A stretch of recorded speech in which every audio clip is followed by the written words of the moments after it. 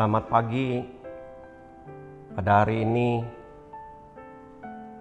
hari Jumat 17 April 2020, kita kembali dipertemukan dalam rangka acara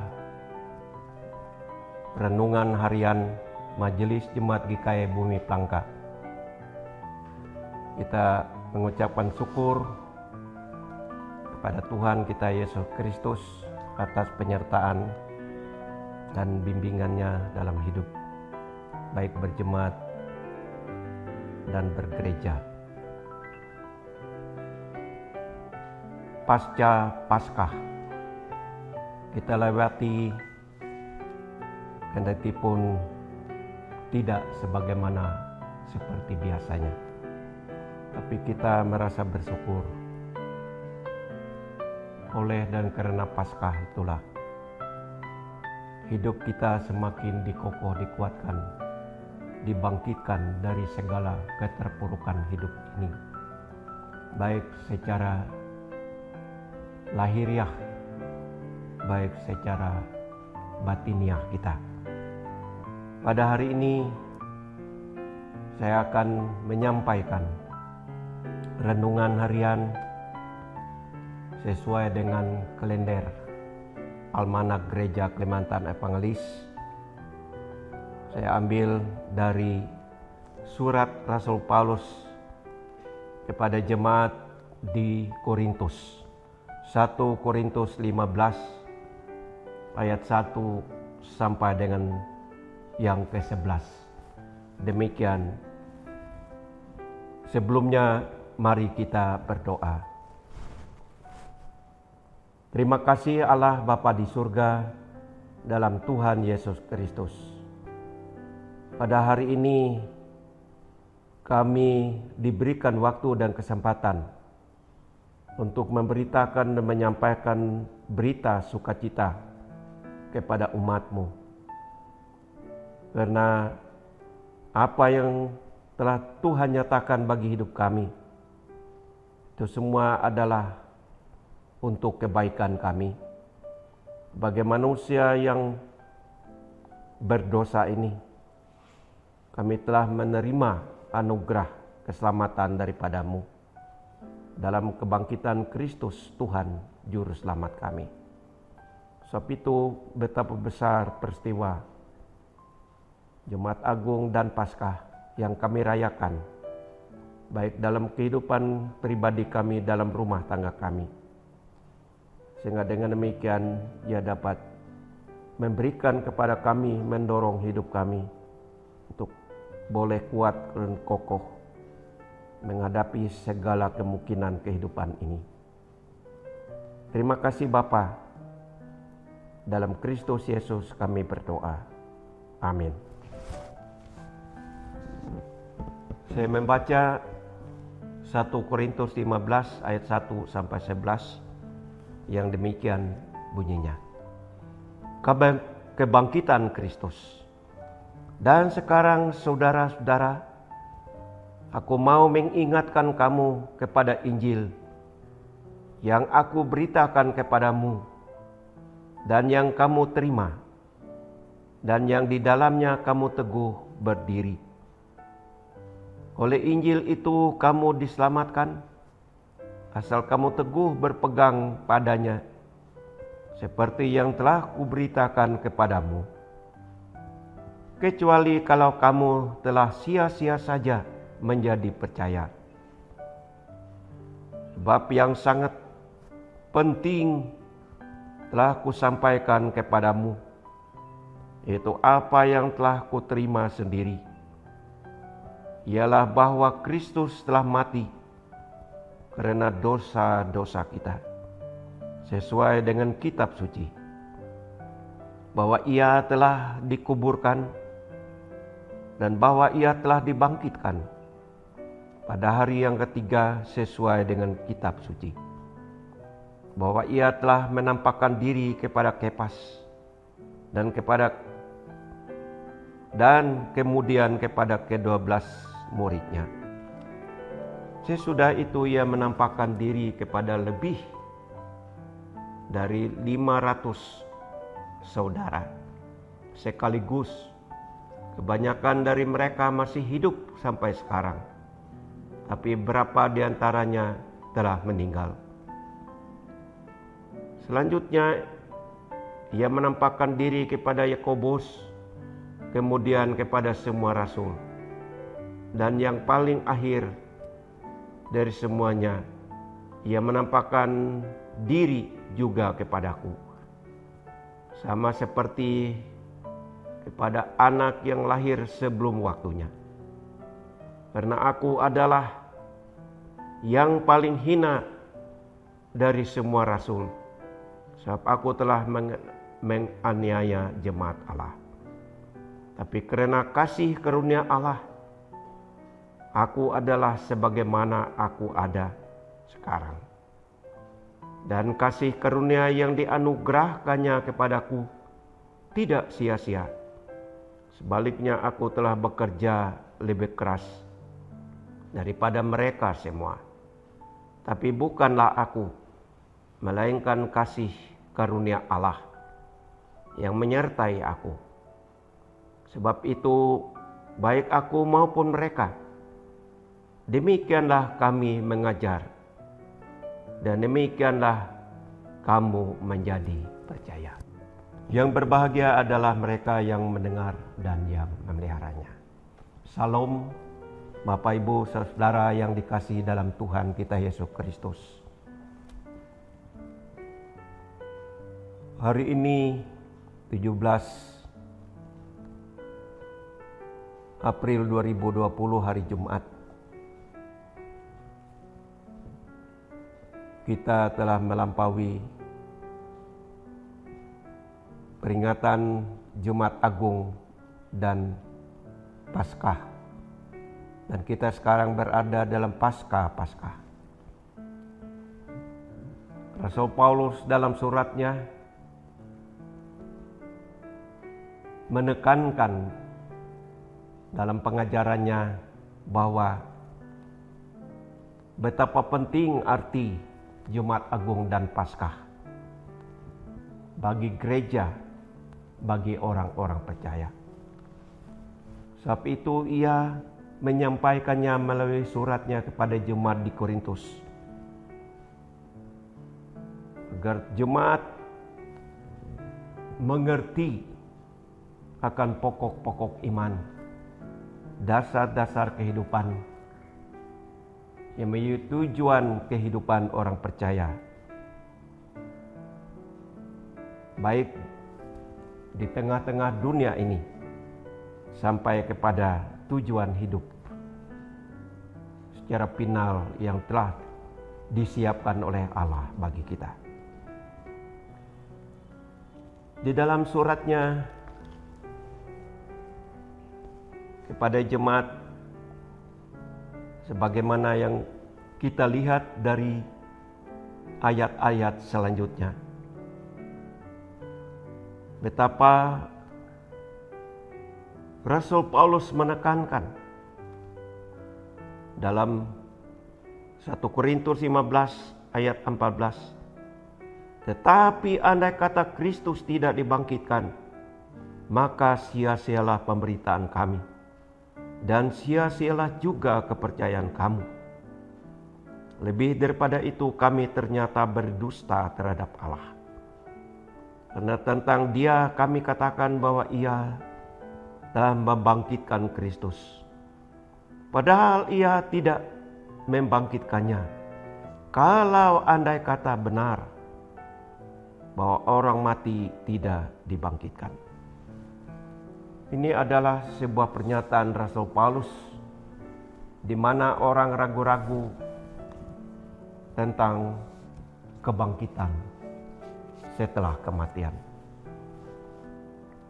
Dan ini yang mau dipertegaskan oleh Rasul Paulus dalam suratnya kepada jemaat di Korintus. Karena sidang jemaat di Korintus pun nampaknya mereka pun ragu-ragu atas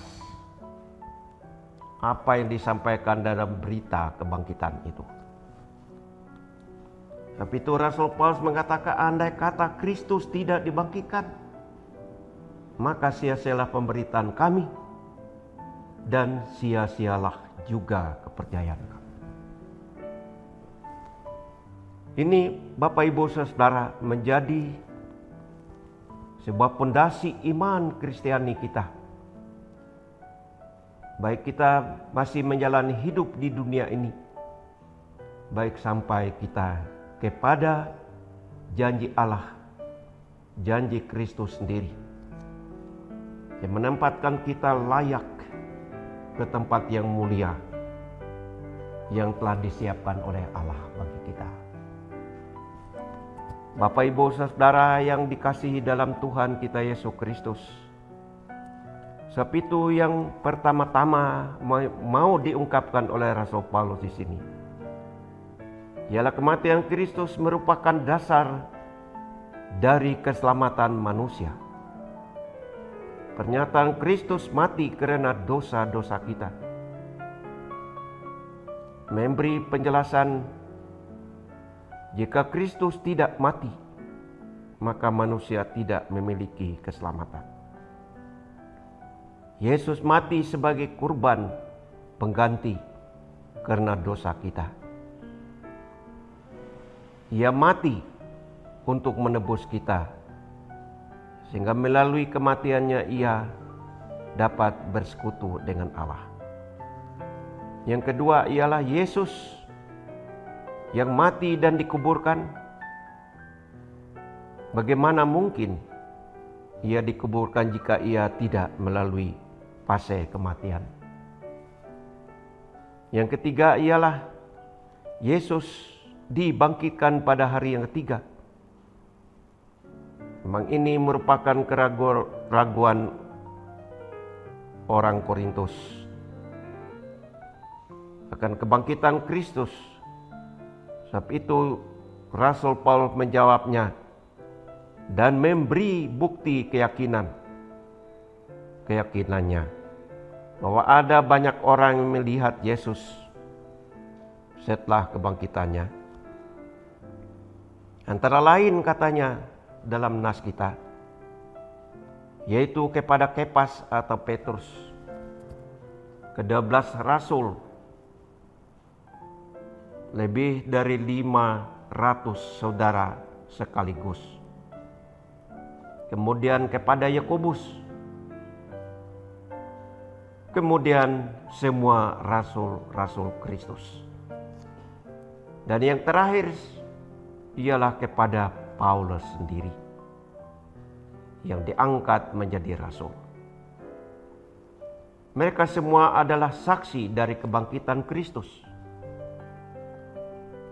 Sebab itu saudara jangan lupa, hidup Paulus yang sudah diubahkan juga adalah kesaksian autentik akan kuasa kebangkitan Kristus.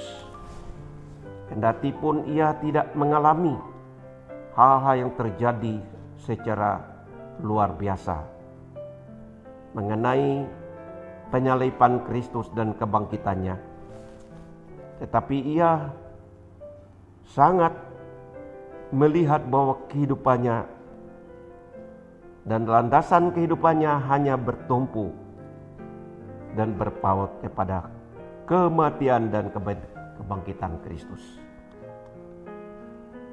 Sebab itu teologi Paulus dalam hal ini, ia selalu beritakan dan menekankan tentang kematian dan kebangkitan Kristus, tentang salib dan Paskah. Bapak Ibu Saudara yang dikasihi dalam Tuhan, Paulus tidak menyampaikan argumennya sendiri tanpa dasar tertulis. Semua yang ia kemukakan dan nyatakan itu didasarkan apa yang tercatat dalam kitab suci, yaitu berita kematian dan kebangkitan Kristus telah dinyatakan dalam nubuat-nubuat dari perjanjian lama. Bapak Ibu Saudara yang dikasihi dalam Tuhan kita Yesus Kristus, Hingga saat ini selalu ada orang yang menyaksikan kematian dan kebangkitan Kristus. Hal ini terjadi sebagai sebuah tantangan tersendiri bagi kekristenan dan orang percaya. Oleh karenanya, saudara-saudara, yang menjadikan tanggung jawab setiap orang percaya ialah kita terus untuk mempelajari kitab suci dengan baik, sehingga iman kita menjadi kuat, menjadi kokoh dan tangguh. Iman kita menjadi berkualitas, bermutu, sehingga kita tidak goyah dalam kita menyaksikan nama Kristus di tengah-tengah dunia ini. Karena pada akhirnya, saudara, apa yang kita beritakan dan kita sampaikan tentang Kristus, itu semua menjadikan orang, menjadikan lidah dapat menyaksikan dan berkata, ialah Tuhan dan Juru Selamat. Dan semua lutut akan bertelut, Kristus itu adalah satu-satunya yang berkuasa atas kehidupan dunia ini dan manusia. Sebab itu biarlah kita semakin hari semakin memantapkan iman dan pengharapan kita. Kendati pun ada banyak tantangan kehidupan di tengah-tengah dunia yang fana ini, baik oleh karena sifat-sifat manusia, baik oleh karena moral dan perilaku hidup manusia, baik oleh karena situasi dan kondisi alam, baik oleh karena rencana-rencana manusia yang jahat, yang hanya mementingkan diri sendiri. Terlebih pada saat ini, seluruh dunia menghadapi sebuah dilema yang disebut wabah Corona atau COVID-19, yang semua orang merasa takut, merasa cemas atas dirinya sendiri. Tapi kita percaya itu semua akan berlalu. Dan kita percaya, lebih percaya lagi, bahwa Kristus tidak membiarkan anak-anaknya, orang-orang percaya, mati binasa di tengah-tengah dunia ini. Sebab itu Kristus adalah pembela kita. Kristus adalah penjaga kita. Kristus adalah pelindung kita. Demikian Mazmur 121. Amin. Kita berdoa. Terima kasih Tuhan Bapa di surga, atas firman-Mu. Biarlah semakin hari kami diperkaya oleh firman-Mu, yang dimana kehidupan rohani kami semakin kokoh dan kuat, dan kami hidup dalam kesementaraan. Dan biarlah firman itu dapat benar-benar untuk mendorong kami lebih kuat dan lebih membawa makna dan arti, bahwa setiap perjalanan kehidupan ini kami tidak menjalaninya sendiri, tapi ada kasih dan rahmat Tuhan Yesus Kristus yang menyertai kami. Karena Yesus Kristus telah berjanji, aku menyertai kamu sampai kesudahan alam. Terima kasih Bapa, dalam Kristus Yesus kami berdoa. Amin.